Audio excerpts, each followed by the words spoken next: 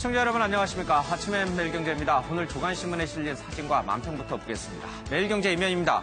지금 이 시각 서울 장충체육관에서는 불가능을 즐겨라라는 주제로 영웅 12명의 희망 토크쇼가 진행이 되고 있습니다. 잠시 뒤에 현장 연결해서 자세한 소식 좀 들어보겠습니다. 정세균 국회의장과 장대한 MBN 매일경제 회장 등 이 기빈들이 어제 저녁 신라호텔에서 만찬을 가지면서 대회의 성공적인 포럼의 성공적 개최를 기원했습니다. 다른 사진입니다.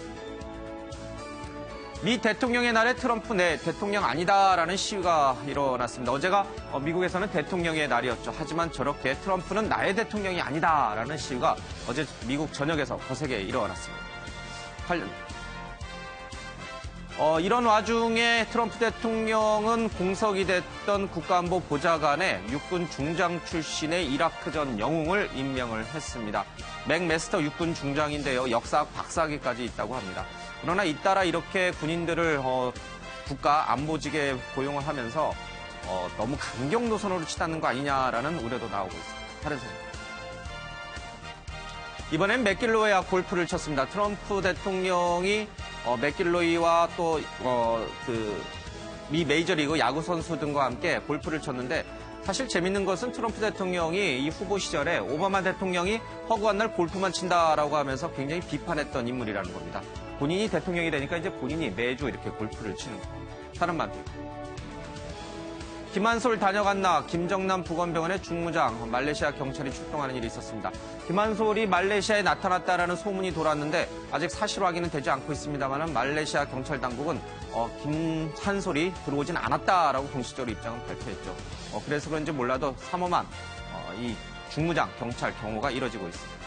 다른 사진입니다.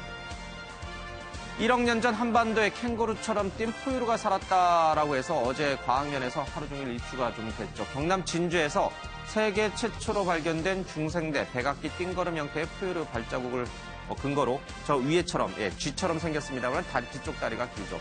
저런 생물이 살았을 것이다라고 유추하고 있습니다. 500원짜리 동전 발자국보다도 조금 작죠. 다른 사진 보겠습니다. 배신 위에 배신이다라고 해서 박근혜 대통령 머릿속에 최순실이 앉아서 조종을 했죠. 그 최순실 머릿속 안에 또다시 장시호 씨가 있으면서 빨간 금고, 핸드백, 각종 기밀 문건, 휴대전화, 대포폰 번호 모든 걸 빼냈습니다. 다른 말. 국밀보입니다. 이게 저도 아침에 봤습니다만 이 해석이 안 되더군요. 뒤집어 놓고 보면 의심이 점점점 들고요. 그리고 안희정 점점점입니다. 안희정 공중부양을 하고 있습니다. 지지율 급 상승을 하고 있는데 의심이 든다. 무슨 의심이 드는 걸까요? 혹시 원래 보수였을까요? 뭐 그런 뜻일까요? 해석이 저는 안 됩니다. 시청자 여러분들께서 해석해 보시고요. 다른 만평입니다. 질문하는 취지전에 이 X들이 감히 신문 예정 헌재 국가의 품격도 모르고 라는 식의 만평이 경향신문에 실렸습니다. 다른 만평입니다. 한국일보입니다. 초이노믹스 큰일 났네. 가계부채가 1,400조 원을 넘어섰습니다. 특히 제2금융권 쪽으로 대출이 크게 늘어나면서 가계부채의 질도 낮아졌다라는 기사들이 오늘 많은 신문에 좀 실리고 있습니다. 자, 오늘 함께해 주실 출연자분들 소개해드리겠습니다. 최영호 삼평산민연구소 이사장, 여상원 변호사, 최병무 전 월간조선 편집장, 소종섭 전 시사저널 편집국장이 함께합니다. 어서 오십시오. 반갑습니다. 자, 매일경제신문부터 보겠습니다. 우병우 모든 박 대통령 지시 난 가교 역할만 했다라고 해서 어제 우병우 전 민정수석에 대한 영장 청구가 기각이 됐습니다. 영장이 기각되면서 많은 사람들이 큰 충격과 허탈에 빠졌다는 얘기가 오늘 아침부터 나오고 있습니다. 특검 조사에서 우병우 전 수석이 이런 얘기를 했다군요. 위에서의 지시를 밑으로 내리고 밑에서의 보고를 위로 올리는 가교 역할을 했을 뿐이었다. 자기는 뭘 주도적으로 한 것이 아니라 대통령이 시켜서 한 것이고 밑에 보고를 대통령에게 전달했을 뿐이다라는 얘기를 했다고 합니다. 그리고 영장실질심사 내내 최순실을 모른다라는 입장을 유지했다고 합니다. 그러면요, 우병우 전 민정수석이 들어왔던 모습 그리고 나가는 모습 모두 함께 보겠습니다. 구속 피하셨는데 심경 한 말씀 해주시죠. 수석으로 계시는 동안 국정농단이 일어났는데 정말 모르셨습니까? 책임감 안 느끼시나요? 그동안 많이 정부에서 얘기하고 다 했잖아요. 영장실질에서 대통령 지시였다고 해명하셨다는데 어떤 게 대통령 지시입니까? 할게요. 영장 기각되면서 국민에게 한 말씀 해주시죠. 네, 여상원 변호사님. 영장이 기각이 됐어요. 그러니까 많은 사람들은 영장이 발부가 될 거다. 물론 뭐 여러 가지 이제 법리적으로 뛰어난 전문가이긴 합니다만은 그래도 특검이 우병우 수석을 불러서 조사도 했고 영장을 청구한 만큼 뭔가 근거가 있지 않았겠느냐, 구속시킬 만한 뭔가 근거, 꼬투리를 잡았지 않겠냐 싶은데 구속시킬 만한 사유가 없다라는 게 어제 영장실질심사 판사의 얘기였습니다. 근데 저는 그 많은 분들이 구속될 거라고 했는데 저는 예. 사실 불구속이라고 뭐 명백하게 이야기는 안 했지만 예. 아마 구속시키기는 힘들 것이다라고 그런 이야기를 쪽으로 계속 봤군요. 했었습니다. 왜냐하면은 우병우 수석의 어떤 혐의에 관해 직권 남용 직무유기 등인데 예. 이런 게 어떤 확정적인 물증이 있는 게 잘 없어요. 뭐 녹음을 해놨다거나 뭐 이런 게 있어야 되는데 예. 대부분 한쪽이나 최순실 씨도 난 그 우병우 수석 모른다 말해버리고 예. 우병우 수석도 최순실 씨 모른다 음. 이래버리면 이게 무슨 증거가 잡을 게 없어요. 예. 그래서 저는 그 특검도 이게 초반부터 이게 우병우 수석을 못 부르고 거의 특검이 뭐 연장될지는 모르겠지만 예. 거의 막바지에 불렀거든요. 그거는 그만큼 고심을 많이 하고 자신이 증거가 없었던 없었다는 것이다. 거죠. 예. 그래서 우병우 수석이 나와서 계속 이제 뭐 직권 남용에 대해서 알면서 왜 그랬냐 이런 거 물었지만 저도 아마 우병우 수석은 그랬을 것이다. 왜 저는 기각의 그 이유로 봤냐면은 예. 자기는 그 김기춘 실장 밑에 있는 사람이다. 김기춘 실장이 지시하면 그냥 이행하는 사람이지 자기가 주도적으로 나서서 하는 사람 아니라고 계속 말했을 가능성이 있다는 거죠. 예. 그래서 그 우병우 수석의 어떤 혐의에 대해서는 진짜 심정은 가지만 아마 특검이라든가 그다음 어제 영장실질심사에서도 물증을 제시를 못했을 것이다. 예. 그래서 기각될 가능성이 꽤 많다고 봤는데 아마 그래서 또 한편은 특검이 왜 이렇게 뭐 물증도 없는데 영장을 청구했겠냐. 예. 지금 시간이 얼마 안 남았지만 일단 기각 사유를 보면 뭐가 보충해야 될 것인지 알 수 있지 않습니까? 예. 그걸 혹시 노린 게 아닐까. 여기서 그런 끝나는 게 생각도- 아니라 한 번 더 재청구하기 위해서 왜냐하면 탐색전을 벌인 거다. 이재용 부회장이라 그 최경희 총장에 대해 그랬지만은 왜냐하면 영장 청구해놓고 나면 특검은 자신만만해도 기각 사유가 나와보면 또 뭔가 나오거든요. 예. 그래서 이 짧은 기간이라서 재청구하는 게 좀 힘들겠지만 만일에 예. 큰 증거 없이 청구했으면은 그러니까 재청구를 위해서 예. 어떤 보완할 가능성도 있다. 그렇게 예. 생각해봤습니다. 혹시 이재용 부회장처럼 이 영장이 기각됐을 때 여론이 막 들끓고 그거를 다시 등에 업고 다시 재청구에 들어가서 성공시킬 확률. 그러니까 쉽게 말하면 지금 이 특검 쪽에서 이 고민은 법무부와 검찰 친정에 대해서 조사를 한 번도 못 해보고 영장 청구를 했다는 거예요. 그렇죠? 우병우 민정수석이 롯데그룹의 검찰 수사 문제라든지 여러 가지 검찰의 고급 정보를 최순실 쪽으로 전달해준 정황은 있는데 검찰하고 법무부 한 번 조사하지 못하고 영장 청구를 한 상황에서 만약에 이 여론이 막 들끓으면 친정도 조사 한번 해볼 수 있는 계기가 될 수도 있고. 그래서 바로 그것 때문에도 좀 문제되는 게요. 예. 만일에 그 우병우 수석이 신동빈 그 롯데에 대한 예. 70억 반환이라든가 그다음 여러 가지 문제가 검찰 측의 보고를 좀 듣고 예. 원래 그 수사 기밀을 들어서는 안 되죠. 그냥 종합적인 보고서만 봐야 되는데 예. 우병우 수석의 문제를 밝히기 위해서는 검찰에서 그 문제를 그런 그 누가 수사 보고했는지. 기밀을 우병우 수석한테 보내준 사람을 갖다가 하여튼 뭐 민정수석의 역할이 본래 그런 거지만 본래 예. 법률적으로는 그렇게 해서는 안 되는 거 아니겠습니까? 이 때문에 검찰의 그 어느 선까지 갈지 모르지만은 예. 조사해야 되는 문제가 또 생기는 또 그런 또 애로점이 그래서 있겠습니다. 이게 우선 청와대 압수수색도 못했죠. 우병우 수석 그 휴대전화 예. 뒤늦게 제출받으니까 거기엔 아무 기록도 없었죠. 바꿨으니까 휴대전화를. 이런 걸 비롯해서 저는 검찰, 그러니까 특검이 아니고 특검 전에 검찰이 초동 수사 단계에서 우병우 전 수석을 제대로 수사를 못했어요. 예. 잘 아시다시피 그 팔짱 끼고 있는 사진 거기에서 보다시피 우병우 전 수석은 검찰에 가서 그냥 좋은 대접만 받고 나온 것이 아닌가 싶고 거기서 그 우병우 전 수석의 그 특별수사본부가 있었는데 그 수사본부가 뭐 조사를 안 했지 않습니까? 나중에 그냥 손들고 말았잖아요. 예. 그러니까 검찰이 섣불리 우병우 전 수석을 건드려 놨기 때문에 그때 이미 그 뚜렷한 그러니까 제대로 된 증거는 다 없어졌을 것이다. 예. 그래서 이제 검찰에서 이렇게 수사가 부실하고 오히려 우병우 전 수석한테 어떤 경고적 의미, 뭐 예방 주사만 예. 놔준 그 모양새가 돼서 지금 특검이 검찰에서 전혀 수사가 안 돼 있기 때문에 예. 특검이 지금 다시 들어가서 수사하는 게 좀 늦지 않았는가? 저는 그렇게 추측을 예. 해봅니다. 이 국민의 법감정과 이 법의 논리는 굉장히 좀 다른 것 같아요. 이 현실과 지금 이 법은 굉장히 좀 괴리가 있는 것 같은데, 근데 상식적으로 생각해 봐도요. 이 기사에 나온 대로 위에서 대통령의 지시를 밑으로 내리고 밑에서의 보고를 대통령으로 올리는 역할만 했다. 대한민국의 청와대의 민정수석 역할이 고작 보고받은 거 위로 전달하고 위에서 내리는 지시 밑으로 하명하는 그런 역할밖에 하지 않는 자리입니다. 가교를 하라 그랬던 거는 대통령과 민심을 그거에 가교가 되라는 거지. 예. 진짜 뭐 험한 민심이라든가 듣기 싫은 민심까지도 다 담아서 예. 보고하라는 그런 다리가 돼야 되는데 진짜 그럴 거 할 거면은 진짜 그냥 허수아비 갖다 놔도 예. 되는 거 아닙니까? 예. 아니 뭐 주사나 뭐 예. 아무 그냥 진짜 여직원 여비서 하나 놔도 그거는 다 할 수 그분들을 있는 비하는 건 절대 아닙니다만. 아닙니다만은 그런 하여튼간 기능이- 뭐 이 위치 자리에 맞지 않게 그 역할을 없었다 이런 뜻으로 얘기를 해요. 예. 청와대 전력의 80%는 민정비서실에서 나오는 거거든요. 예. 파악을 하고 하여튼 뭐 다른 행정부나 이런 데 돌아가는 거 외에도 들을 수 있는 민심의 그런 소식을 전해주는 것이 민정수석의 가장 큰 역할이고 예. 보이지 않는 그 심판관 역할을 해야 되는 게 민정수석인데 저렇게 얘기하는 자체가 예. 허탈에 빠지게 하는 아주 그러니까요. 가교 역할만 했을 뿐이다. 모든 거는 대통령이 지시해서 나는 밑으로 전달했고 모든 것이 밑에 사람들이 보고한 거를 나는 대통령이 보고했을 뿐이다. 이러면은 민정수석 말씀하시죠. 민정수석이 필요가 없잖아요. 그러니까 쉽게 말하면 자신의 직무를 제대로 하지 않았다는 뜻이잖아요. 이건 직무유기 아닌가요?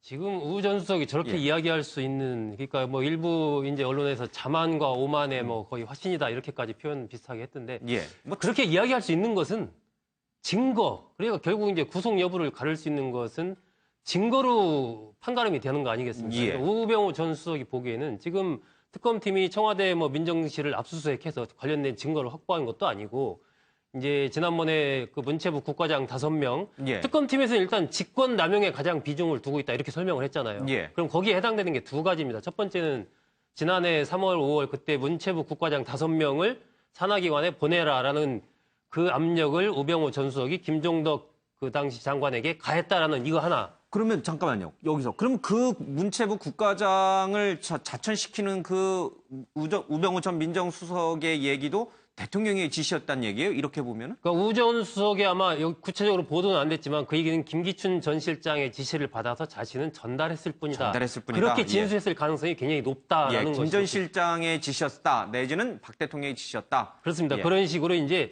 우병우 전 수석이 보기에는 현재 특검팀이 자신과 관련해서 구체적인 어떤 녹취록을 갖고 있다든지 예. 아니면 본인이 어떤 작성한 어떤 문서를 갖고 있다든지 예. 이런 게 아니고 결국은 말만 있기 때문에 그 말로만 가지고는 자신을 구속하기가 어려울 것이다라고 해서 자신은 그냥 그 인정만 하는 거예요. 전화 통화 예. 그거 기록이 있으면 전화 통화는 했는데 나는 그런 말을 하지 않았다라고 얘기를 하고 예. 구체적인 김동적 장관이 우병우 전 수석으로부터 그런 얘기를 나는 들었다라고 얘기를 하면 나는 김기춘 전 실장이나 박 대통령으로부터 그 지시를 받아서 그냥 예. 전달만 했을 뿐이다. 이런 식으로 이제 빠져나가고 있기 때문에 그런 예. 증거가 없다는 그것을 전면적으로 이렇게 자신의 범죄 혐의를 벗어나는 그렇게 삼고 있는 예. 것이죠. 지금. 근데 제 생각에 우병우 수석의 말이 좀 납득이 안 가는 게 예. 모든 게 대통령한테 보고되고 지시받았다는 건데 얼마나 많은 정보가 그 민정수석실에 들어오겠습니까? 그걸 예. 전부 대통령에 보고할 리는 없거든요. 그중에서 중요도에 상당하겠죠. 따라서 비서실장한테 보고할 거, 그다음 자기 선에 처리할 거 쭉 다 있을 거란 말입니다.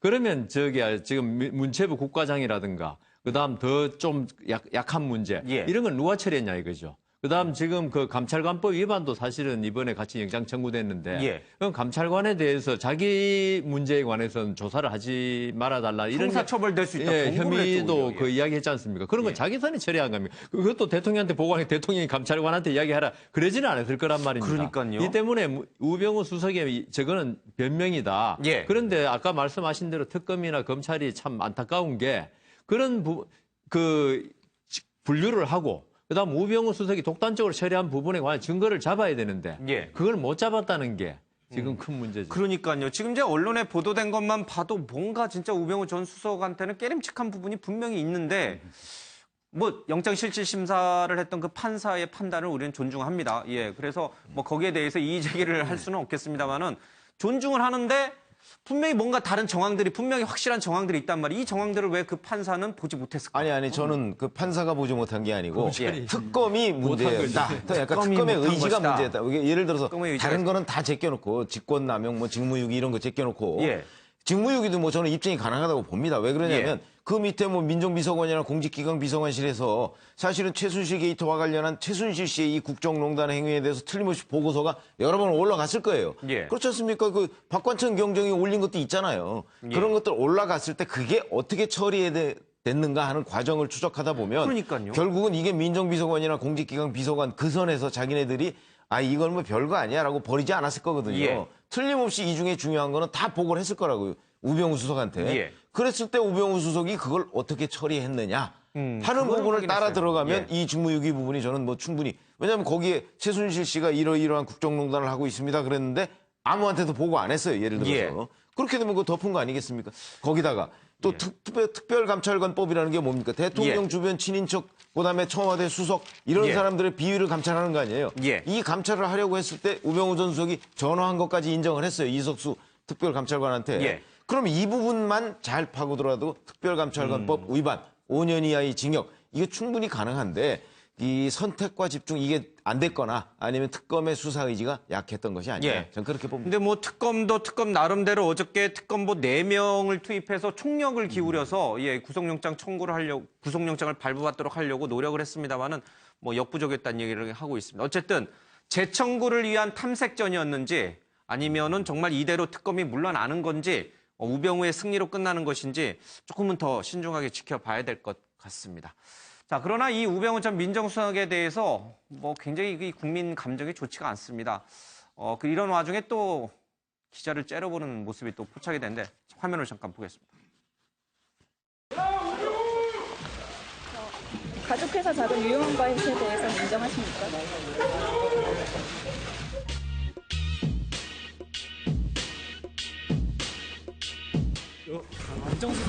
검찰 말고 국민들께 한 말씀 하시죠. 국민들께 아무 말씀 안 하실 겁니까? 왜 말씀을 안 하세요? 사과할 말씀 없으세요? 공직자로서 책임 있는 모습 보여주시죠.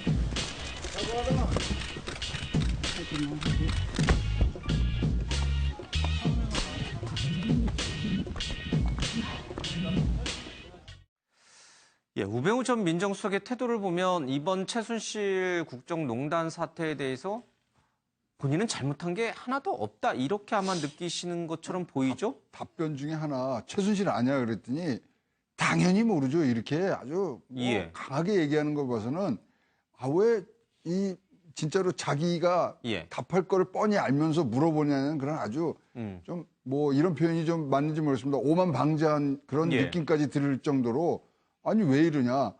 이 검찰 영장실질심사에서도 5시간 공방이 딱 그거라는 거 아닙니까? 난 열심히 일하고 일한 거였는데 그 안에서 잘못된 거, 잘된 거 그것이 왜 직권남용이냐. 그런 부분들로 하니까 말씀하신 대로 뭐 증거도 없고 거기다 자기는 아주 소신범처럼 행동을 하니까 진짜 우리 눈에는 굉장히 그런 이 법치라든가 법질서가 국민 감정에는 조금 어긋나는 부분들이 이제 생기는 거죠. 근데 그 우병우 수석이 검사 아니었습니까? 검사들인 자기가 조사했으니까 방어를 어떻게 하는 게 잘 알거든요. 공격을 해본 사람이 방어도 할 줄 알거든요. 그런데 저도 이제 그 우리 의뢰인들한테 형사사건 생기면 조언하는 게 무죄가 확실하면은 끝까지 단호하게 답하라고 그럽니다. 왜냐하면은 그냥 어설프게 검사가 묻는데 그런 것 같기도 한데 나는 아닙니다. 이런 식으로 되면요. 나중에 그 유죄의 증거로 되는 거예요. 오히려. 그러니까 아닐 때는 확실하게 아니라고 해라. 이건데 우병우 수석의 태도도 보면요. 이게 완전 확신한 모습을 보이거든요. 이 때문에 우병우 수석의 저런 태도는 아마 검사 생활을 하면서 익힌 답변 태도가 아닐까 그런 생각이 듭니다. 알겠습니다. 우병우 전 민정수석에 대한 영장 기각, 특검이 재청구를 할지 아니면은 이대로 끝이 날지 좀 지켜보겠습니다. 뭐 영장이 기각됐다고 해서 기소를 안 하는 건 아니죠? 그리고 지금 개인 문제도 또 있어가지고 정강하고요. 그다음 화성 땅 문제 있어가지고 그거는 특검이 끝나도 일반 검찰에서 조사를 할 겁니다. 아마. 사실은 이번에 보면 그 최순실 씨 수사에서도 마찬가지지만 아킬레스건을 얼마나 잘 거기를 들어가느냐가 이제 수사의 성패를 가르는 부분도 있는데 우병우 전 수석 같은 경우는 그동안에 나왔던 여러 가지 사례를 본다면 우병우 전 수석의 아킬레스건이 어디냐는 거죠. 그렇게 본다면 그 장모인 김장자 씨 있지 않습니까? 그러니까 골프장에서 최순실 씨와 같이 골프를 쳤다는 거기서부터 시작해서 제가 보기에는 김장자 씨가 굉장히 아킬레스건이 될 수 있거든요. 예. 근데 특검팀에서 일단 뭐 김장자 씨에 대해서 그렇게 특별한 관심을 가졌던 것 같지는 않은데 그것이 특검팀 수사 일정상 뭐 예. 이재용 부회장 구속 이런 데 집중해서 시간이 없기 때문인지 아니면 또 다른 이유가 있어서인지는 모르겠지만은 우병우 전 수석을 강하게 압박하기 위해서는 제가 보기에는 김장자 씨를 강력하게 압박을 하면 우병우 전 수석과 관련된 어떤 부분을 좀 더 해낼 수 있지 않을까 하는 생각도 듭니다. 알겠습니다.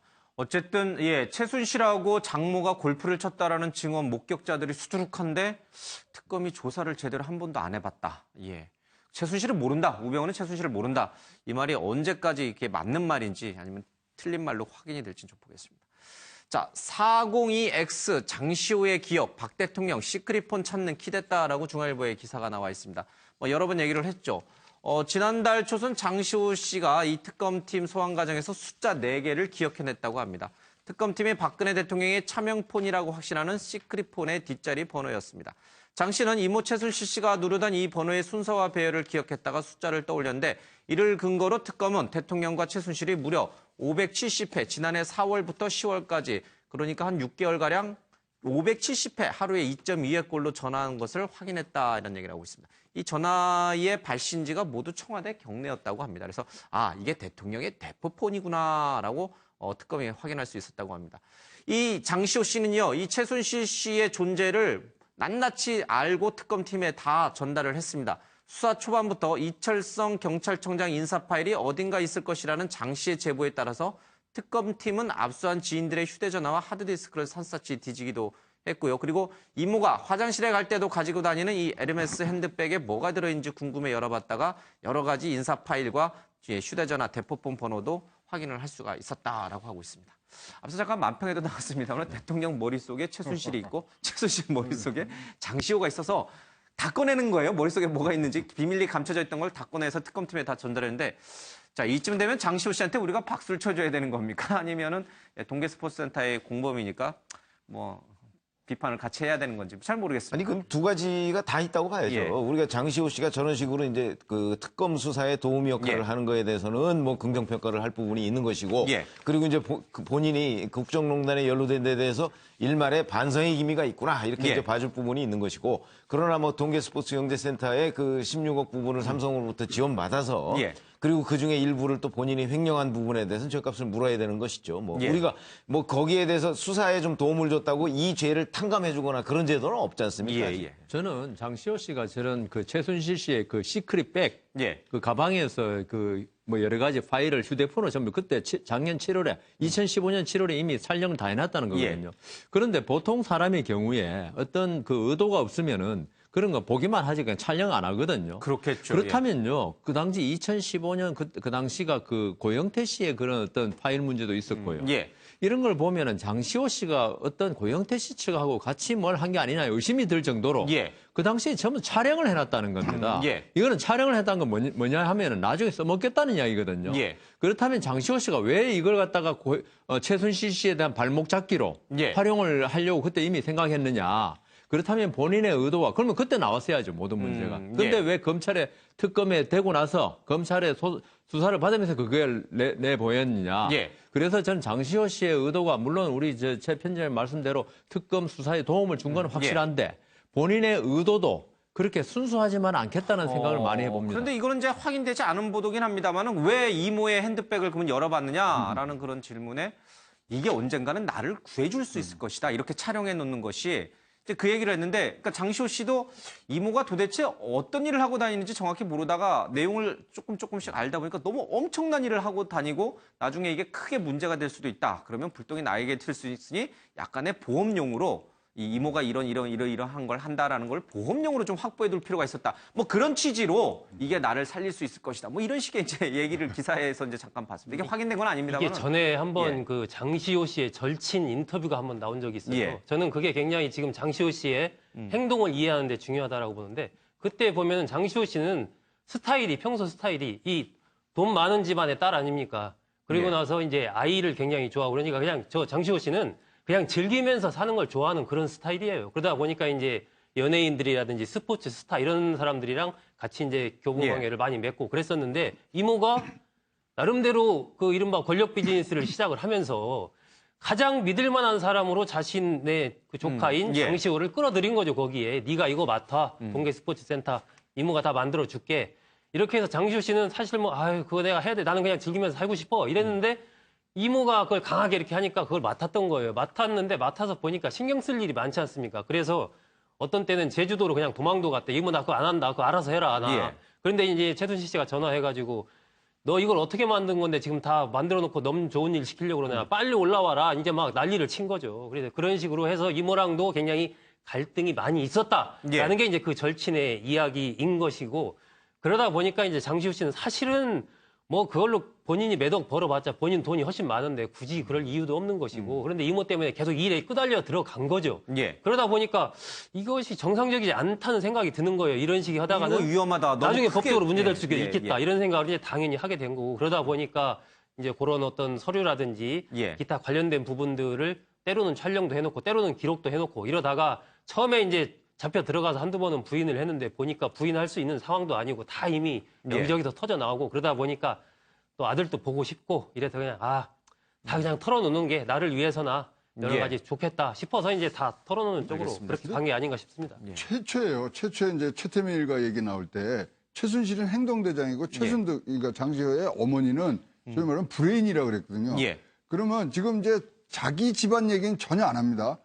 지금 궁금한 거는 장시호가 알고 있는 것 중에 얘기 안 한 것이 뭐냐.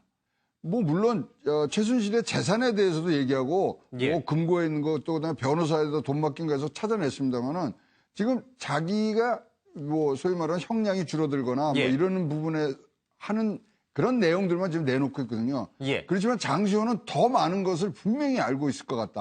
아직도 안 털어놓은 게 있다. 그럼요. 예. 분명히 안 들어오고 자기 집안 얘기부터 해서 전체의 퍼즐을 맞히는데 더 많은 것들을 내놓을 수 있는데 예. 그 부분을 어떻게 뭐 강요해서 내올 수는 없고 어떤 계기로 어떻게 뭐 조사를 해야 되는지 모르겠습니다만은 분명히 제 생각에는 많은 예. 걸 더 알고 있는데 안 내놓고 있다. 어쨌든 이 주도 면밀한 최순실로서는 장시호 씨를 믿은 게 큰 화근이 됐습니다. 결과적으로 보면 그렇죠. 장시호 씨 앞에서 대통령하고 전화를 얼마나 눌렀으면 장시호 씨가 그거 겼는지라면서 전화번호 패턴 누르는 패턴을 외워서 특검에 얘기를 할 정도가 됐겠습니다. 그러니까 장시호 씨가 이제 가장 믿었는데 원래 그 가장 가까운 사람이 아니면 저런 폭로를 할 수가 없습니다. 내용을 알 수가 없잖아요. 예. 그러니까 장시호 씨를 가장 믿었고 장시호 씨가 이제 그 점 때문에 지금 기억을 해서 하는데 저는 장시호 씨가 얘기 안 하고 있는 결정적인 게 하나 있다고 보는데 그게 뭐냐면 최순실 씨의 집에 있었다는 그 금고의 행방. 예. 있었다는 것까지만 인정을 하고 있잖아요. 근데 금고의 행방은 뭐 여기저기 돌아다니다가 그러니까 사무실로 옮겨 다니다가 뭐 무슨 하남의 그 어떤 뭐 창고로 갔다 예. 뭐 여기까지만 이제 얘기를 했잖아요. 근데 저는 그 최종적인 행방도 저는 알고 있다고 생각을 합니다. 왜 그러냐면 예. 그 금고를 옮긴 사람이 그 최순실 씨의 집사거나 아니면 집사 변호사거나 뭐 이런 사람들일 거거든요. 그렇기 때문에 장시호 씨도 그 사람들하고 행동을 같이 했을 것이다. 그래서 예. 저는 그 부분이 이제 마지막 퍼즐이다 이렇게 봅니다. 저 부분에 보면 지난번에 그 최순득 씨가 그러니까 장시호 씨의 어머니가 최순실 씨를 만나서 무릎을 꿇고 내 딸만은 살려달라라고 이렇게 애원했다. 그런 보도도 이제 나왔지 않습니까? 진술도 나왔고. 예. 그리고 또 하나의 진술이 뭐냐면 최순실 씨가 독일로 도피한 이후에 대통령한테 전화를 했는데 예. 전화 통화가 안 되니까 장시호 씨한테 얘기를 해서 전화 번호를 불러주면서 이 번호로 전화를 하면 대통령이 받을 거니까 그렇죠. 이 얘기를 해달라. 예. 그 얘기도 나왔지 않습니까? 저는 저 번호도 장시호 씨가 기억했을 수도 있지만 그래서 최순득 씨가 대통령한테 전화를 한 거 아닙니까? 그랬죠. 그러면 최순득 씨 전화 통화에 저 번호가 찍혀 있을 거 아닙니까? 예. 그런 등등을 통해서 특검팀이 그 대통령의 차명폰 번호를 확보한 게 아닌가 예. 그렇게 추측이 됩니다. 자, 근데 저는 이 대목에서 박 대통령은 이 402X라는 이 번호를 소유한 박 대통령은 만약 이제 지금 뭐 특검의 대면 조사를 받을지 아니면 나중에 뭐 탄핵 이후에 어떤 조사를 받을지 참 모르겠습니다만은 이 번호에 대해서 최순실과 이 대포폰 통화에 대해서 어떻게 해명을 하실까? 이 부분이 저는 좀 궁금해져요. 안 썼다고 그러는 거죠. 모르는 번호다. 안 모르는 썼다. 번호라고 난 그러는 통화한 적 거죠, 없다. 당연히. 이렇게 나오실까요? 그러면 그리고 저 대포폰은 대포폰 차명폰이라고 그러죠 청와대에서는 저 차명폰은 이미 없어졌을 거예요 어딘가로. 그래서 이미 증거는 모른다. 다 없앴을 것이고 예. 대통령은 그 부분에 관해서 쓴 적이 없다고 얘기를 할 겁니다. 왜냐하면 예. 최순실 씨도 지금 이 573차례 그 통화했다는 이 부분에 관해서 그거 다 무시하고 그 취임 후에 한 10번 정도 통화했다고 지금 주장을 하고 있잖아요. 그렇죠. 예. 그러니까 무슨 얘기냐면 특검이 이 밝혀낸 것도 발신이 추적이란 말이죠. 그러니까 청와대 내에서 누군가가 최순실 씨의 그 차명폰하고 통화를 한 거예요. 예. 그런데 이제 특검은 이 누군가는 그리고 여기에 보면 박근혜 대통령, 그러니까 삼성동 이모라고 돼 있고, 예. 그다음에 안봉근, 윤전주 이렇게 세 사람 거만 등록이 돼 있잖아요.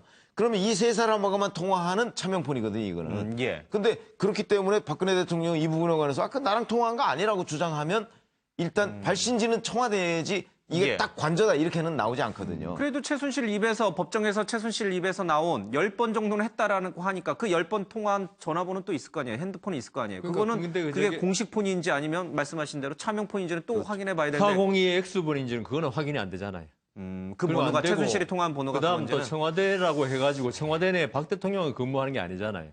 다른 사람도 근무하니까. 아, 그럼 최순실이 청와대 내에 있는 다른 사람과 뭐 정호성 씨하고 570여 차례에 걸쳐서 이 그러니까 통화를 아니 했을 수도 정호성 있다. 씨하고 살 특검 수도 주장에 있고. 의하면 예. 이제 저 박근혜 부분은- 대통령식 주장에 따르면 573차례 중에서 10번은 자신과. 최순실 씨하고 통화했고, 예. 그다음에 몇십 번은 그건 난 모른다. 뭐 이럴 수도 있는 거죠. 서로 그러니까- 이거 말을 맞춰서. 저 대포폰, 그러니까 차명폰을 개설한 사람이 누구죠? 최순실이요. 아니 윤전추 행정관 아닙니까? 최순실 아닌가요? 최순실이 윤전추 다 행정관이- 이게 대포폰 만들어가지고 전달해줬다 이거 아니, 지난번에 윤전추 행정관이 2개를 개설해서 그걸 드렸다 이렇게 나왔어요. 아, 그래요? 그러면 예. 역으로 예를 들면 윤전추 행정관 예를 들면 통신사나 그런데 우리도 핸드폰 저기 할 때 본인 쓰고 어쨌건 차명폰이든 예. 뭐든 그렇게 할 거 아닙니까? 그러면 윤전추 행정관이 한 폰이 번호가 몇 개 쭉 나올 거 아니에요. 예. 그걸 역추적 들어가면은 그러면 당연히 그것은 대통령이 썼다라고밖에 추측할 수가 없는 그 근데- 번호를 추적을 하면. 좀 대포폰 얘기가 좀 길어져서 좀 그렇긴 한데 정우성 비서관도 대통령에게 차명폰을 드렸다, 대포폰을 드리고 그 비용을 내가 냈다, 내 개인 돈으로 냈다 이런 얘기 한 적이 있잖아요. 드렸다고는 안 했고 대통령이 차명폰을 썼다고 얘기를 했죠. 그 비용은 자신이 냈다. 비용은 자기가 냈다고 그랬는데 그럼 그거와 그 윤전추 행정관 명의인지 아니면 윤전추 행정관이 다른 사람 명의로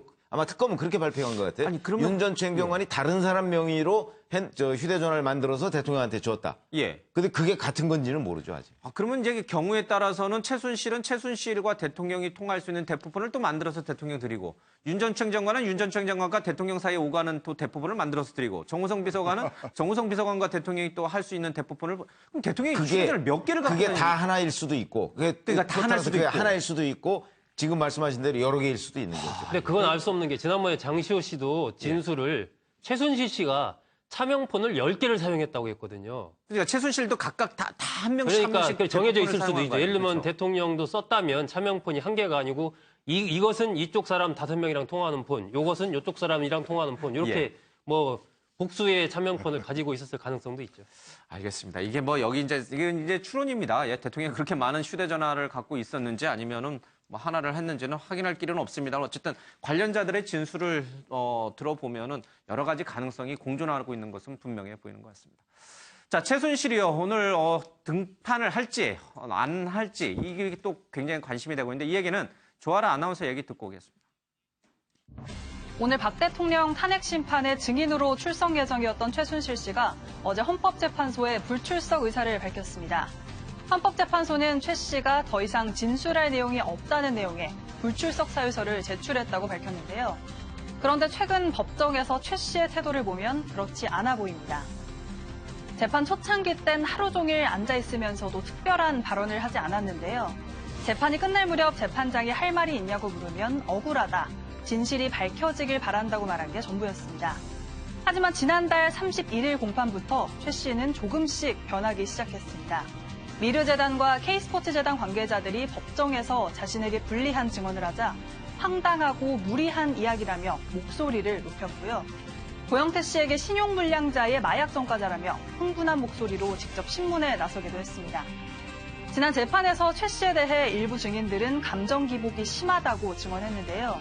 이 같은 최 씨의 성격이 재판에서도 고스란히 드러난 것으로 보입니다. 계속해서 대담 이어가시죠. 네, 최순실 씨 얘기를 좀 해보겠습니다. 박 대통령 배신 트라우마 강해서 내게 의지했다. 대통령님이 배신에 대한 트라우마가 굉장히 강한 분이었기에 제게 많이 의지했습니다. 라고 얘기를 하고 있습니다. 최순실 씨는 박근혜 대통령 곁을 떠나지 못한 이유를 이렇게 밝혔다라고 하는데 박 대통령의 심리 상태를 배신에 대한 트라우마라고 표현을 했다고 합니다. 이 같은 진술은 검찰 조서에 좀 남아 있고요. 그리고 이 정우성 전 비서관과의 얘기도 좀 재밌는데요. 정우성 전 비서관과 이메일 등으로 의사소통을 했느냐라는 검사 질문에 맞다. 솔직히 수시로 연설문과 말씀 자료를 보내오는 것이 부담스럽고 힘들기도 했다. 정우성은 왜 최순실 당신에게 보냈나요? 라고 했더니 대통령님은 오래전부터 가지고 계신 아픈 개인사와 외로움 때문에 저에게 많은 의지를 하셨던 것이 사실이다. 중요한 결정에 앞서 정 비서관을 통해 제 의견을 들어보고 싶으셨던 것뿐이다. 라고 얘기를 하고 있습니다. 그리고 대통령 결정에 많이 당신의 의견이 반영됐냐는 질문에 저는 단지 참고 의견만 드렸을 뿐이다. 사실 주변에서는 제가 대통령님과 오랜 친분이 있다는 사실을 알고 있기 때문에 당선 이후에는 대통령 곁을 떠나 부담을 드리지 않아야 한다는 말도 있었다. 하지만 대통령님 주변에는 저 말고도 개인사까지 믿고 의지할 분이 딱히 없었고 배신에 대한 트라우마 때문에 제가 쉽게 대통령 곁을 떠나지 못했다라고 이제 주구절절 자신의 이제 억울함을 토로하고 있습니다.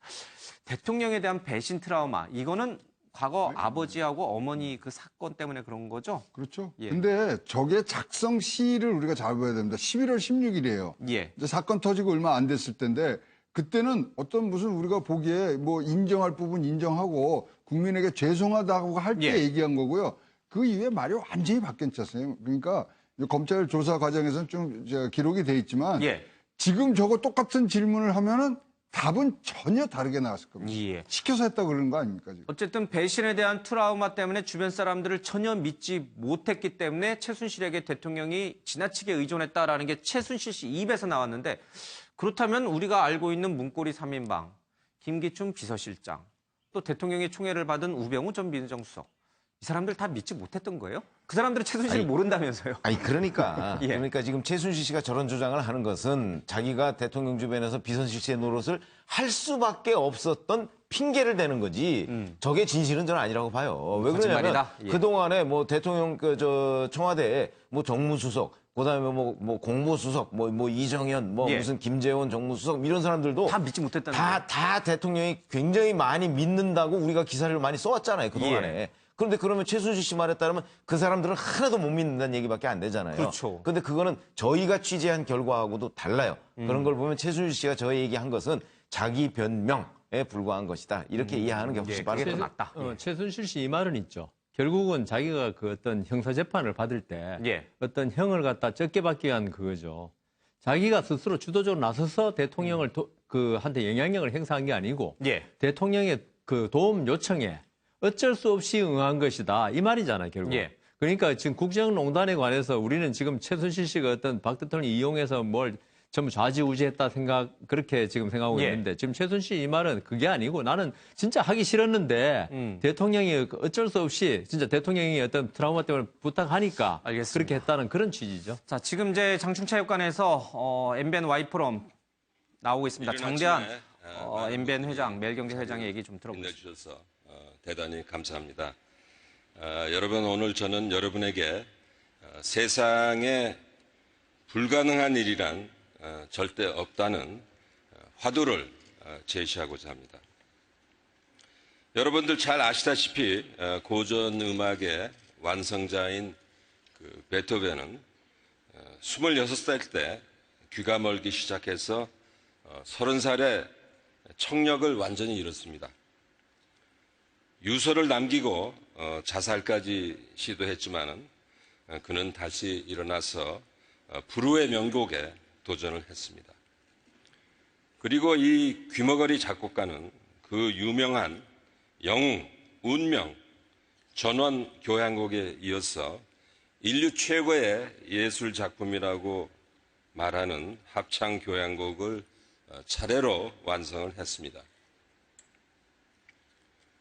1800년 6월 당시 31세의 청년 나폴레옹은 오스트리아군과 싸우기 위해서 알프스 산맥 앞에 섰습니다. 그러나 산길은 온통 눈으로 덮여서 산을 넘는다는 것은 불가능한 일이었습니다. 그렇지만 나폴레옹은 여러분들이 잘 아시다시피 내 사전에 불가능은 없다. 승리를 계획하는 사람은 불가능이라는 단어를 결코 말해서는 안 된다. 나폴레옹은 사기를 잃은 병사들을 향해서 승리할 수 있다. 다시 말해서 오늘 여러분들의 두드림 정신으로 도전을 했습니다. 적군 7만 명을 대파해서 불가능을 가능으로 바꿔놓았습니다. 저희 종합편성 MBN 방송은 여러분에게 나폴레옹의 두드림 정신, 불가능을 즐겨라, 올해 청년 정신으로 제시를 하고 싶습니다. 세상을 바꾼 역사적 사건들이 많이 있습니다. 인류 최초의 달 착륙이라든가, 또 라이트 형제의 세계 첫 비행기 발명, 또 여러분들이 다 지금 손에 쥐고 있는 스마트폰 혁명, 스티브 잡스가 일으킨 스마트폰 혁명. 처음에는 모두 불가능한 일이었습니다. 하지만 사람들은 할 수 있다는 꿈을 꾸었고 can do 정신으로 불가능을 즐기면서 새로운 역사를 창조했습니다. 이 자리에 불가능을 즐기는 주인공들이 여러분들 많이 함께하고 있습니다. 생명연장재단 엘코의 대표이사인 맥스 모어는 냉동인간 부활의 꿈에 도전하고 있습니다.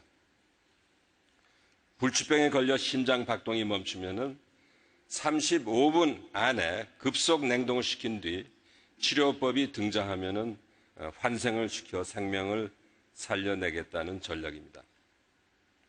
지금은 황당한 이야기 같지만은 먼 훗날 냉동인간의 부활은 평범한 기술이 될 수 있습니다. 제가 물어보니까 냉동인간 만드는데 한 2억 정도 든다고 합니다. 아직 한국 사람이 한 사람도 없습니다. 도전하실 사람은 맥스모한테 얘기를 하십시오. 대한민국을 넘어서 세계 역사를 바꾼 도전자도 있습니다. 오늘 축사를 하는 코리안 특급 박찬호 선수, 잠깐 일어나세요.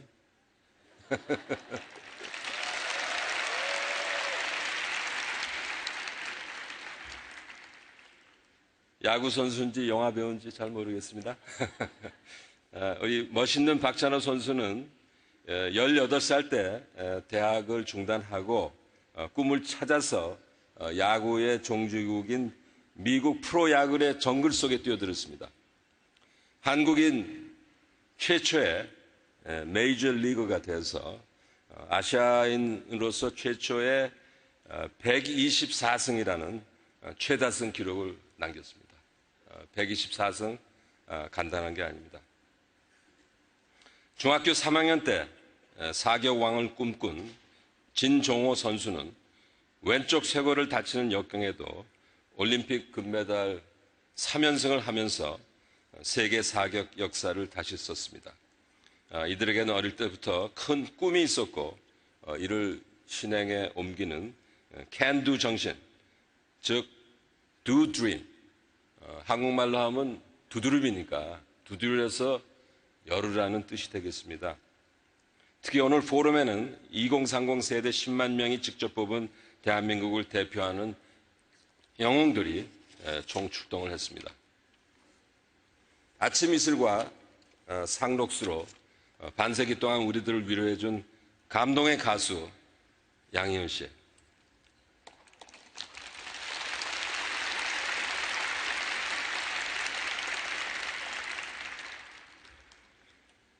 길라임으로 유명한 천의 얼굴을 가진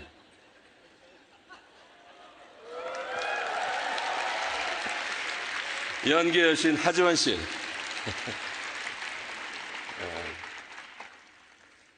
여러분들을 만나기 위해서 어제 밤에 왔습니다. 감사합니다. 또 요식업계 대부 백종원, 배달의 민족 창업자 김봉진, 연기 대부 이순재 씨, 예능 황제 이경규, 할 수 있다의 아이콘 박상영, 또 세계적인 천재 비올리스트 리처드 용재 오닐, 또 세계를 감동시킨 오준 전 유엔 대사가 영웅쇼에서 여러분과 같이 꿈과 도전 성공 스토리를 얘기하겠습니다. 이번 포럼의 개막쇼에 이어서 앵커쇼와 미래쇼, 두드림쇼, 영웅쇼 4개의 쇼가 여러분의 호기심을 충족시키고 미래에 대한 해안을 제시할 것입니다. 이번 포럼을 통해서 저는 여러분들이 단 한 가지 좋은 아이디어나 단어라도 챙겨서 가시면은 많은 소득이 있으리라고 봅니다. 오늘 개막 행사가 끝날 때 우리 양희은 씨와 같이 아침 이슬을 함께 부르면서 거친 광야를 향해서 여러분들이 도전장을 내는 그런 하루가 됐으면 좋겠습니다. 끝으로 저는 우리 젊은 청중들한테 한 가지 부탁하고 싶습니다. 제가 매년 1월 달에 스위스 다보스에 가서 세계 경제 포럼을 참가하는데 많은 외국인들이 우리 대한민국을 걱정해 주는 소리를 듣고 왔습니다. 그래서 저는 우리 한국 사람은 서로 싸우지 말고 올해는 희망에 찬 한 해를 여러분들이 단결해서 대한민국을 잘 이끌어 가주셨으면 굉장히 고맙겠습니다. 감사합니다. 네, 장대원 회장님 감사합니다. 네, MBN Y포럼 불가능을 넘어라 주제로 이 장대환 매일경제 MBN 회장이 연설이 있었습니다. 자, 다시 좀 들어오겠습니다. 아까 우리 여상원 변호사님 얘기를 잠깐 제가 끊었는데, 예, 말씀 계속 이어가시죠. 아니, 그러니까 지금 최순실 씨가 이렇게 지금 말했던 이제 말했던 거죠. 작년 11월 16일이니까. 그거는 어떤 박 대통령을 위하는 것 같이 보이기도 하지만은 실질은 자기 변명이다. 그러니까 자기가 주도적으로 나선 게 전혀 아니다. 대통령을 이렇게 어떤 배신감에 그걸 갖다가 이기기 위해서 자기한테 전적 의지해가지고 어쩔 수 없이 도와드렸다. 이거다 이겁니다. 근데 저는 이 최순실의 말 중에서 하나 좀 눈여겨봐야 될 대목이 사실 주변에서는 제가 대통령님과 오랜 친분이 있다는 사실을 알고 있기 때문에 당선 이후에는 대통령 깃을 떠나 분함을 드리지 않아야 한다는 말도 있었습니다. 주변에서는 제가 대통령님과 오랜 친분이 있다는 것을 많은 사람들이 알고 있었다. 이런 뜻으로 얘기를 하는데 우병우 수석은 몰라요. 김기춘도 몰라요. 그럼 이 최순실 말하는 주변은 누구예요? 이 대통령과 최순실의 관계를 알고 있는 이 주변 사람들은 도대체 누군 거예요? 삼성. 3인방? 삼성이죠.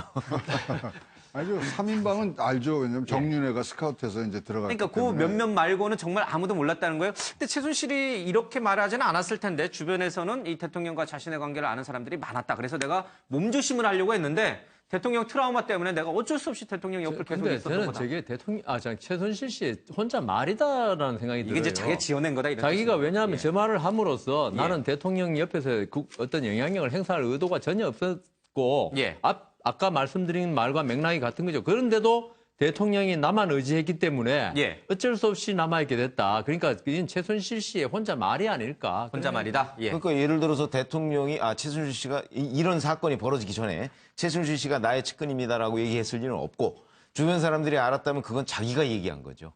제가 알기로도 모 재벌 같은데 최순실 씨가 은근히 과시를 했다는 거거든요. 그러니까 결국은 내가 대통령의 오랜 지인이다 하는 사실을 알게 된 거는 결국 최순실 씨의 입을 통해서 알게 된 거예요. 아니 KD 코퍼레이션 때도 그거 내가 해결해 줄게 먼저 얘기한 거 아니에요. 아마 정윤회 씨는 저렇게 얘기했을 가능성이 있어요.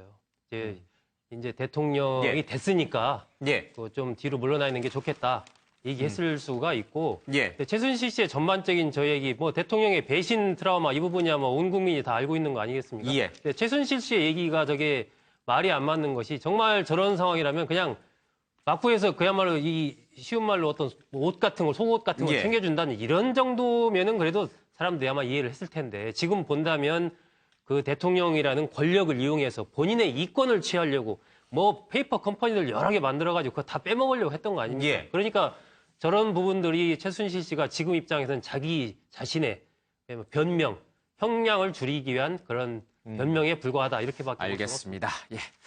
자, 시간 관계상 오늘 조금 좀 빨리 가겠습니다. 문화예술계 블랙리스트 첫 자백 나왔다라고 했어요. 최초 작성자로 지목이 되고 있는 신동철 전 비서관이 혐의를 인정한다는 얘기를 하고 있습니다. 청와대 정무비서관으로 일했던 신동철 전 비서관이 블랙리스트 작성 혐의를 인정하는 순간 그 외에 수석이었던 분 그리고 그 외에 비서실장이었던 분들도 이 빠져나가기 좀 어려운 그런 상황이 좀 된 것 같습니다. 최순실, 고영태에게 이용당했다라고 주장하는데 이 최철이라고 하는 사람은 재단 장악, 의도도 능력도 없다라고 얘기를 하고 있습니다. 최 보좌관인데요. 문화체육관광부 장관 보좌관입니다. 그래서 문체부 장악에 굉장히 역할을 했던 인물인데 고영태는 그런 능력이 없었다. 자신도 그런 능력이 없었다. 모든 거는 최순실이 있었기 때문에 가능한 일이었다라고 진술을 하고 있습니다. 하나 더. 덴마크 검찰이요. 정유라 소환한 결정을 또 미뤘다는 얘기가 나와 있습니다. 오늘 세 번째 구금 연장 심리를 하는데 한국의 새 자료 검토할 시간이 필요하다는 이유입니다. 송환이 조금 더 늦어지는 것 같습니다. 경향신문으로 오겠습니다. 안봉근 전 비서관이 잠적 당시에 고향 경산에서 정치인, 지인 등과 수차례 술자리를 가진 정황이 파악이 됐습니다. 자, 이 대목 한번 짚어봐야 되는데 소국장님. 네. 경찰, 헌재의 의뢰를 받은 경찰이 이 안봉근 비서관을 찾으려고 엄청 헤매고 다녔잖아요. 근데 고향에서 지인들과 술자리를 하고 있었다? 근데 경찰이 못 찾았다? 이걸 어떻게 이렇게 해서 이해를 해야 되는 겁니까? 보도 내용 보면 뭐 지난해 말과 올해 초에 걸쳐서 경북 경산이면 이제 안봉근 전 비서관 고향이지 않습니까? 당연히 경찰이 갔겠죠. 예, 가고 이제 거기에 알려지지 않은 별도의 거처가 하나 있었다. 뭐 이런 예. 식으로 나와요. 그런데 시골을 저도 뭐 시골 출신이지만 시골은 누가 움직이면 하나 소문 막 납니다. 금방 예. 압니다. 그리고 예. 숨어 있을래야 숨어 있을 데가 없어요. 예. 그 동네에서 다 소문이 나기 때문에. 그러니까 저런 부분들은 결국 아마 경찰이 소재 파악을 제대로 하지 하는 게 않았을 아닌가. 것이다. 또 여러 가지 정치적인 지금 상황이 있지 않습니까? 그런 속에서 막 경찰이 열심히 막 찾아다니는 모양을 보이면 사실 여러 가지 좀 예. 그런 걱정 같은 것들이 있었기 때문에 아마 그냥 모양새만 갖춰서 찾지 못했다 이렇게 한 것이 아닌가. 근데 그런 흥미로운 생각이 것은 듭니다. 이 안봉근 비서관의 증인 신청을 대통령 대리인단 쪽에서 한 거예요. 그래서 경찰이 찾으러 나선 거예요. 근데 경찰이 일부러 열심히 안 찾았다.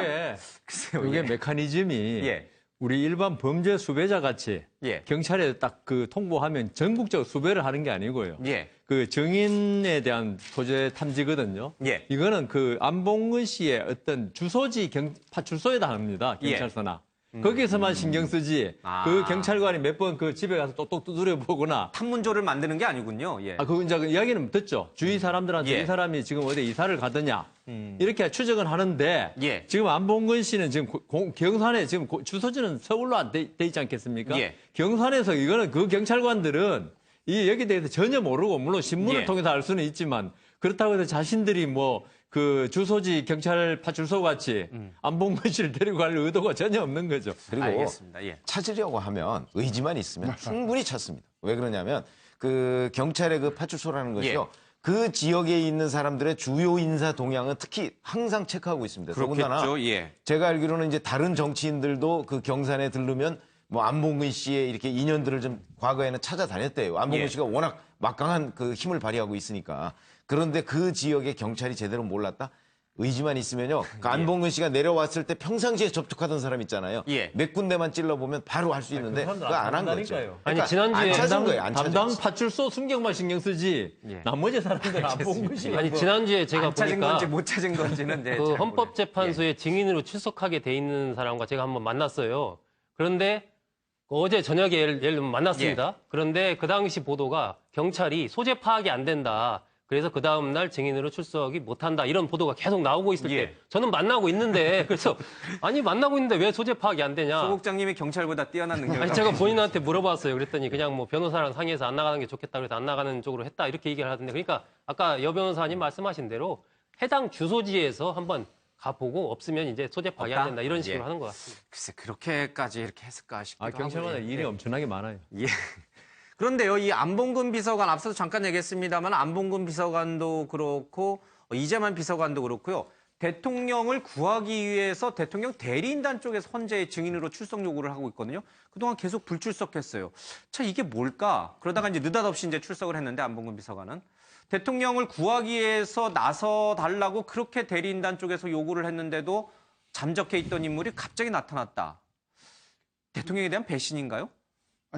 자기에 대한 그 보호막, 뭐 대통령보다는 자신에 대한 보호막이 더 앞섰다. 예, 지금은 예. 나올 수 있는 정황 다 나왔고요. 근데 안봉근 이 3회 불출석한 이후로 예. 신문에 나오지만 그 다음부터는 증인들이 아주 뭐 폭풍처럼 안 나오기 시작합니다. 아 이거 예. 안 나와도 되네. 이런 선례를 남겼기 때문에 그런 점에서도 좀 안타깝습니다. 이건. 그 제가 볼 때는 대통령 뭐 배신 이런 거 아니고 자기 보호가 아니고요. 예. 처음에는 제가 이 현재 재판 시작할 때 그렇게 이야기했거든요. 안 예. 나오고 그다음 한 서너 번 지나서 나온 다음에 난 예. 나가겠다 하면 헌재에서 받아줄 걸로 아마 그렇게 하면 연기가 충분히 또 사유가 되지 않습니까? 예. 그렇게 했는데 헌재가 의외로 이 탄핵 재판 단호하게 안 나오면 좀 취소해 버리니까 지금 당황한 게 아닌가 그런 예. 생각도 합니다. 당황해서 그런 건지 대통령에 대해서 이제 배신행위, 그러니까 자기 살기 위해서 대통령을 배신한 것인지 아니면 자기 코가 대통령을 석자로. 위해서 끝까지 충신이라고 말하기 좀 그렇습니다. 어쨌든 문고리 3인방으로서 남을 것인지 좀 보겠습니다.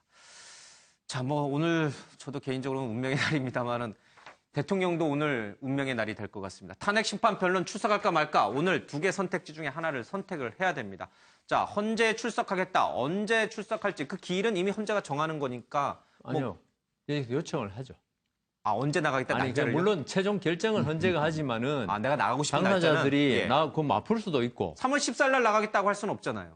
그건 안 받아주겠죠 헌재. 그러니까 기일은 헌재가 하지만 나갈지 말지는 그거는 왜냐하면은 이게 그 형사 재판 같으면은 뭐 피고인이 자기가 나가고 싶을 때 나오는 건 아니지만 탄핵 재판은 그런 건 아니거든요. 그렇기 때문에 제가 볼 때는 진짜 말대로 3월 2, 3일에 나가겠다고 하지 않을까. 3월 초에 나가겠다. 그럴 때 헌재의 고민은 시작됐고 헌재가 오늘 결정한다고 했습니다. 아마 대통령 대리인단 측에서도 3월 2, 3일을 아마 이렇게 한 것 같아요. 제시를. 알겠습니다.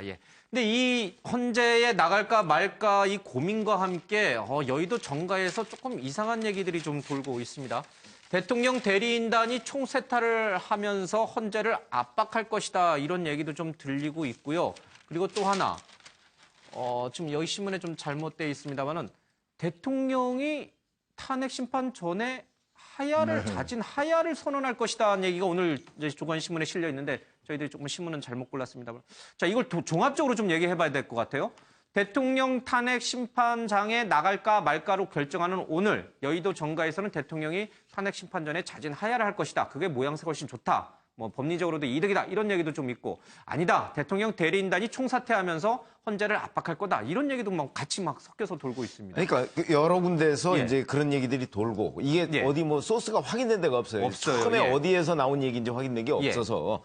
근데 제가 보기에 사실 이제 어저께 바른정당의 주호영 원내대표가 대통령 자진 하차론을 얘기했지 않습니까? 이거는 자유한국당에서 그동안에 나오던 정우택 원내대표가 얘기하는 거하고 맥락이 같아요.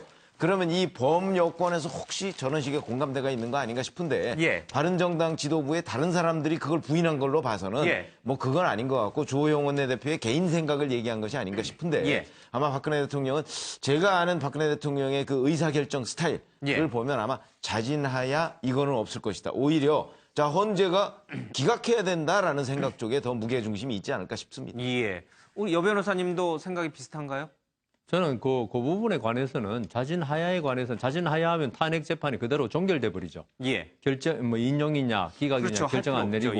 그러니까 만일 자진하야 그러면 이미 현재의 어떤 결정의 대강의 방향을 알고 있다는 이야기가 되는데 그렇게 추측하고 있다는 것인데 저는 그보다도 지금 대통령 대리인단이 전원 사퇴하느냐 이 문제는 제가 볼 때는 왜 태극기 집회 있지 않습니까? 이런 걸 등을 비롯한 어떤 박근혜 대통령의 동정론에 대한 여론의 향배를 보는 거 아닌가. 만일에 대통령 대리인단이 전부 사퇴해버리면 그 다음 탄핵 결정이 나면요. 그 대통령을 갖다가 옹호하는 쪽에서는 엄청난 어떤 불만을 터뜨릴 거 아니겠습니까? 그 여론에 따라 달린 것 같다. 이런 생각이 듭니다. 근데 대통령 대리인 총사퇴는요, 제가 보기에는 대통령이 헌재에 나가지 않도록 하는 이런 어떤 이 빌미를 제공하는 거 외에는 크게 없는 것 같아요. 왜냐하면 다 지금 심리 다 돼 있는 상태고 결정 내리면 되는데 대통령이 헌재 출석해서 이제 신문도 받고 그럴 때는 변호인단 없이는 할 수가 없거든요. 그러니까 총사퇴한다는 건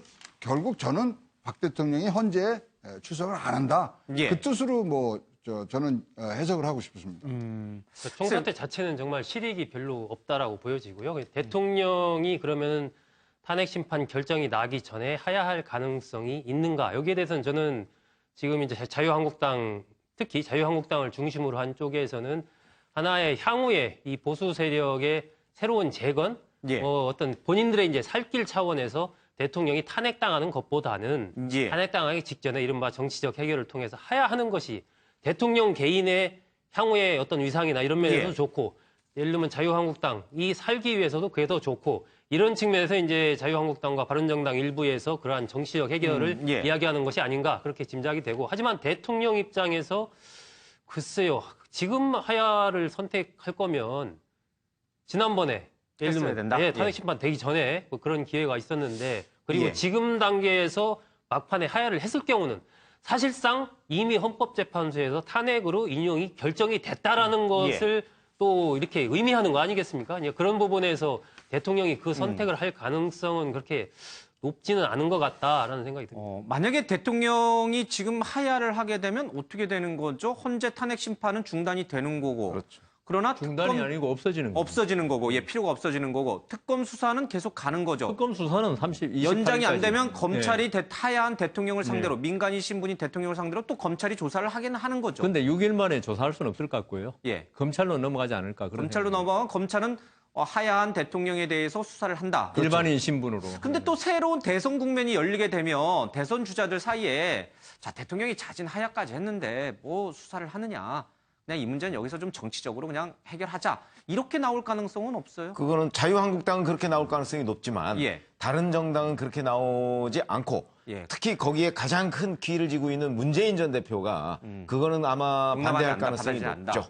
그런 점에서 본다면 대통령이 자연인으로서 검찰의 조사를 받아야 할 가능성이 아주 높아진다. 이렇게 봅니다. 그러면 자진 하야를 하더라도 검찰의 수사를 피할 길은 없네요. 그쵸? 자진 하야하면 이제 그 검찰 수사를 받아야죠. 그거는 자유한국당에서 이야기하는 정치적인 해법이라는 것은 하야와 함께 대통령에 대한 그런 형사처벌까지 일정의 이제 사면을 정치권이 합의해서 그렇게 그런 식으로 해결을 하자라는 것이 이제 포괄적인 의미에서의 정치적인 해결책을 자유한국당은 얘기하고 그러니까 지금 야권이 압박하는 대통령에 대한 압박 카드는 탄핵 당하고 형사처벌 받을래, 검찰 수사 받으면서 또 이렇게 구속이 될래, 아니면은 자진 하야하고 검찰 수사만 받을래, 뭐 이렇게 되는 건가요? 야권이 강하게 압박하는 그 제가 볼 때는 대통령은 물론 이제 12월에 자연 임기 퇴임을 원하고 있고요. 대통령이 딱 하야나 탄핵 결정되면 바로 자연인 신분이 되거든요.